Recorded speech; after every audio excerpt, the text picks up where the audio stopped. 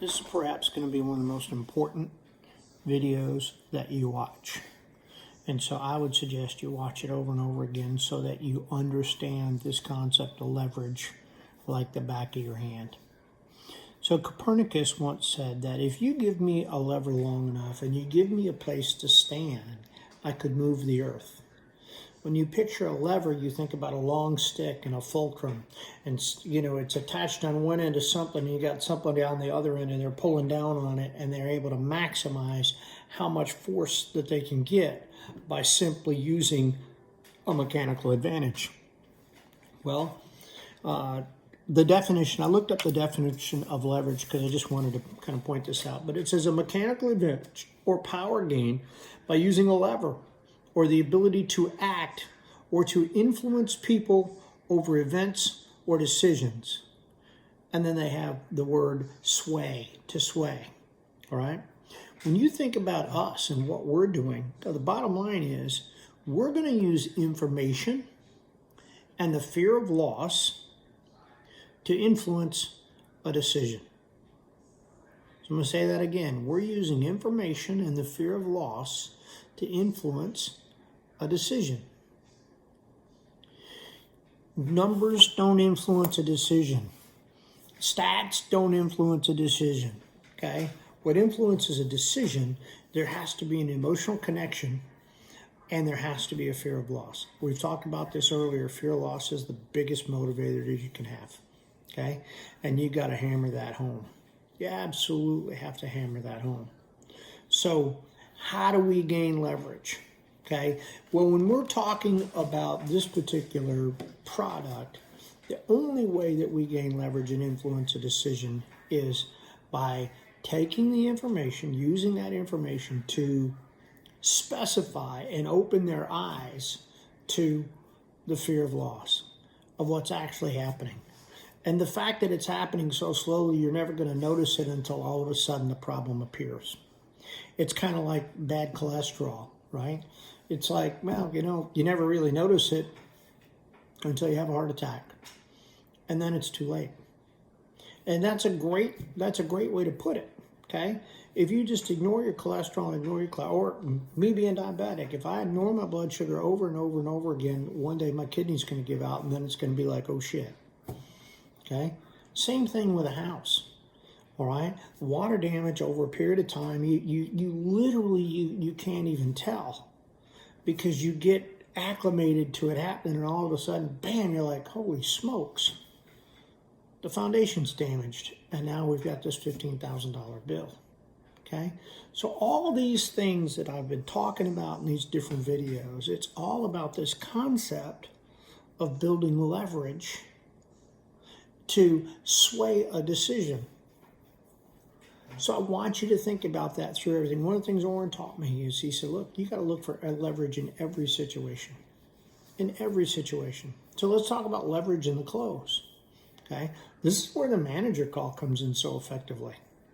Because the way I've set up that close and the way that I've taught you that close by getting on their side, letting them know that you're not going to let them, pay this out over a period of, I'm not trying to hit you at 8 different price points. I'm just going to walk you through every available discount. And then at the end, you're going to tell me which ones you qualify for because you're going to have to qualify for some. And anyhow, well, you know how that closing sequence goes. But what I'm doing is I'm putting myself on their side so they think that I'm working with them, right?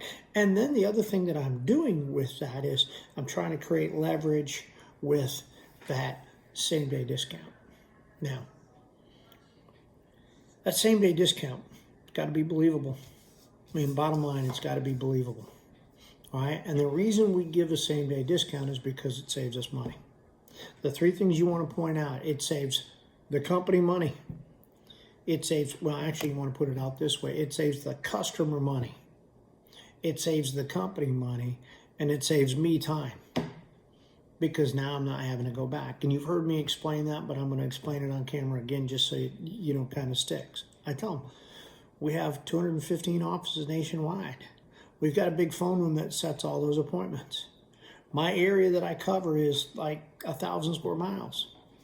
If you were to call me tomorrow and say, hey, I want to do this, I'm going to drop what I'm doing and I'm coming back to see you. if I come back to see you, I'm going to have to cancel an appointment, possibly two. If I see 20 people a week and that happens twice, okay, that turns out to be, my wife's teasing me right now. If that turns out to be 3 appointments a week that have to be canceled, a full third of those, well, multiply that times 1,500 salespeople. That's 4,000 phone calls that phone room is having to make, and literally 1,500 of those appointments are going to cancel. Those people are not. They're going to think we're fly by night, and they're not going to reschedule. They're going to be ticked off. They might have taken time off of work to be there, and all of a sudden we're not showing up. That's called opportunity cost. All right, that costs us a lot of money. That's why our bean counters got together and they said, look, we're going to offer this 11 to 12% discount for people who can move forward today. Okay, that's a big number. You got to have that big number there because that creates tremendous leverage, and you don't come off of that. Okay, as you're getting up and they're saying, well, I don't like to make a decision today, that's when you have to look them in the eye and say, Bill, you are making a decision today. You're making a decision to say no to that big discount. You need to understand that when I walk out of here and I put that in the computer, it's gone. It's no longer a same-day discount. Because when you call me back, I'm going to have to come back out here, and the company's not going to allow me to give that discount because I will have canceled other appointments. You got to stay firm on that. You know, people, they got to believe that it's real. And you got to look at them, and this is where being tough in a close is so important. Go, oh, I want to think about it. Okay, great. I've talked about this handling objection, but you've got to be firm here. Okay? But that's your leverage. The minute you say, well, okay, give me a call tomorrow, you just lost all that leverage. You just walked away from it. You lost control of the lever. Okay? You let go of the lever and you walked away. So you need to know where your leverage is at. So you're using leverage to sway them in the presentation as to how much money it's going to cost them if they don't do this, and the fear of loss, all that's leverage. Right? And then in the close, the leverage is the dollars and cents. Now, the other way that you can create leverage in the close is using the manager call. Okay? When you tell them, I'm going to give you every discount that's available, and here we are, here's the price. You know, now they look at you and say, oh man, well, that's more than I had anticipated. Okay? This is where you're going to go back in, you're going to talk to them about, well, what you anticipate it was going to be. Right? And say they're at 9,000. On your, you know, where you're at is 9,000, and they say, I thought it was going to cost 3,000. That's where the calibrated question comes in, and you're creating leverage back on them to try to explain how they think they can get you to $3,000 and how ridiculous that sounds, right? That's how you look at them and you're going like, well, Bill, how would you expect me to do that? What's crazy about that is when you throw that calibrated question back at them and you say, how do you expect me to do this? And by the way, this comes from the book by the FBI guy, the FBI hostage negotiator, and it's called Never Split the Difference. Okay, it's a great book on negotiation. But anyway, you look at them and you go, how do you expect me to do that? And they look at you and they realize how ridiculous that is, right? And now you got to go back and build value. Bill, we're talking about protecting your largest investment. This home is worth $300,000. You're going to pay $3,000 a year just in insurance on that what if, and yet we're talking about protecting this thing for the rest of your life. That's obviously worth more than $3,000. The value that I'm offering you today is protecting your largest investment from all these various problems. And you're going to get to pay this out over several years with 0% interest. Does it not make sense to protect your investment? When you look at them and you give them those things, again, you're not letting go of your lever. You're not dropping your pants. So many guys go in there and I hate to see this because they'll say it's $9,000 and the guy says, well, you know, I had a budget of $3,000. Well, Bill, would you agree it's worth at least $6,000? Well, yeah, okay, well, let's do $6,000. And now you just lost all your money. Right? You got to be able to continue to hang on to that and stay in the fight in that close. And staying in the fight in the close just means hang on to your leverage. Reminding them, okay? Well, Bill, what did you think it was going to cost? $3,000. Well, Bill, can you understand? I mean, explain to me how you think I can do that. Well, I know you can't do that. Okay, so you're just going to go out and you're not going to protect your house because it's more money than you thought it would be?